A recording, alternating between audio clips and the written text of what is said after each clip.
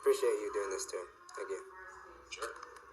All right. So my first question is, could you introduce yourself and your background in leading up and starting your businesses? Yeah, so I guess maybe I'll just focus on one business that I did in the past, Okay. which was web development and consulting, IT consulting work.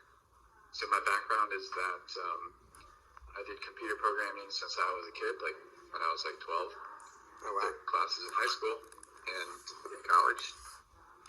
And after college, me and a couple friends decided to start a consulting business because there's a lot of demand for building websites and stuff like that.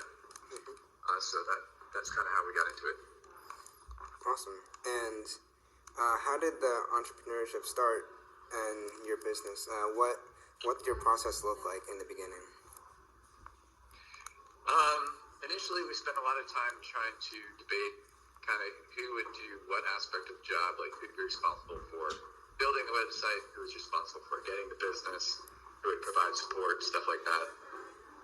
Then we got some initial small contracts, and then we started to scale up a bit after that. And in the process, some people left, other people joined. So it was kind of a little chaotic in the beginning, I would say. Okay. And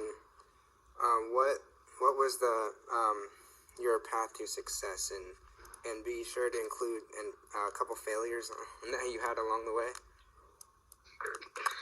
Yeah, no problem. Yeah, so I would say the path to success was figuring out what the customer actually wanted, and then how you could give it to them efficiently.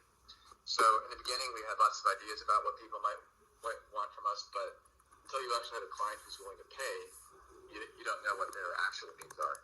Right. So I did proposals where they came back to us and said, well, that didn't look very professional, or, we were interested in some of these capabilities, and you guys didn't really speak at all about that. So that was one thing. Another failure, I would say, along the way was getting the right people. So I started the business with a couple of friends from college. They weren't the right people in the end. In the end, the right people were some other folks that I found who had more of the technical skills that were needed and were kind of more committed. They weren't my friends, but they were people that some friend of mine knew. So I think that's another part of the process is getting the right people for the job once you figure out kind of what the actual needs are. Okay. And what does your organization look like now? Like how well is it doing right now? Oh, that was a while ago. So I ended that like 10 years ago. Okay. Now I work for the government. So totally different organization. Okay. It was good for a while, but there was a .com crash. And so at that point, lots of money for IT projects dried up. And so then I stopped doing that and decided to do some other stuff. Okay. So, this might be a little bit too personal to ask, but this is just one of the questions on the rubric. But what is your current net worth? Or you could answer what's the company's value when it ended? Oh, at the time that it ended? Yes. I would say, let me see, my net worth when it ended, I don't know, maybe around $1 million. Okay. Give or take, depends on some factors. And how about the company's value? Well, once the company's closed, it doesn't have any value. At various points, there were some assets that I had that I could sell, so I did that. But the consulting business I don't think it was worth that much because it didn't necessarily have a lot of intellectual property. It's more about the services that could be provided. Right.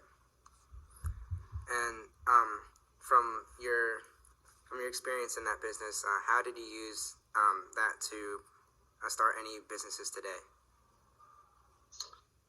Well, I don't have a business today, but basically it's the same skills for the job that I do. So you're trying to figure out how you're serving your clients or customers, and the same set of skills that you developed to serve clients in the past you can do today. It's just I don't spend any time getting contracts or arranging payments or stuff like that because have a job.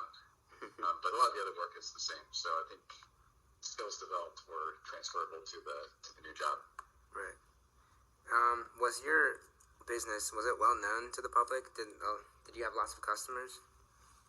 No, it's a small consulting business. Okay, so it was smaller based. Yeah, it's not. Do you have any any quotes that you'd like to share?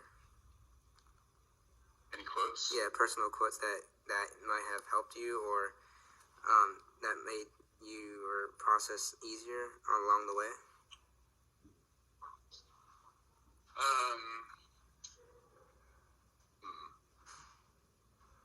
Let me think.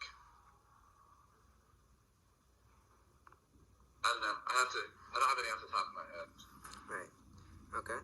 And what does your personal life look like today? Can you be more specific? Like, how has your company built up your life, and how has it led you to what you're doing now? Well, I think if you had your own business, you've had greater responsibility than a lot of people who work in a job where they're only responsible for some piece of it. Like when you have your own business, you're responsible for everybody getting paid. So you care more about getting the business. You also care about how much you spend to do the work, because what you don't spend is your profit that goes in your pocket. Mm-hmm. Whereas there's lots of people who work for the government, they don't care what they spend because they're spending government tax dollars, other people's money, so they're not very efficient.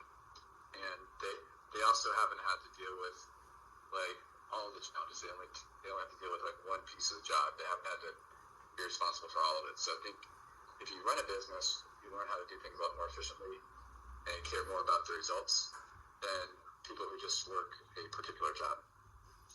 Okay. Before starting your business, what encouraged you to begin the process of your business? Well, there was a lot of a lot of people talking about their .com ventures, and so that was one thing. So we were interested in it, and it seemed like a fun thing to do. Okay, and this is the last question. What advice would you give to the next generation that is just starting out a similar business to yours? I would advise, instead of starting on your own, work for another company for a little while first and see what they do right, what they do wrong, what their customers are looking for, so you have a better idea of what the actual market need is and how you can solve the problem. So you can spend a couple years doing that first. In some cases, you can even then develop clients that way and then break off. Maybe the business you work for will invest in your startup. I think that's one benefit. What other advice would I have? I don't know. That's the first thing I can think of. Okay. Well, I appreciate your time that you took for me today. Yeah, no problem. Just let me know how it turns out. All right, I will. All right, I'll talk to you later. All right, thank you. Bye.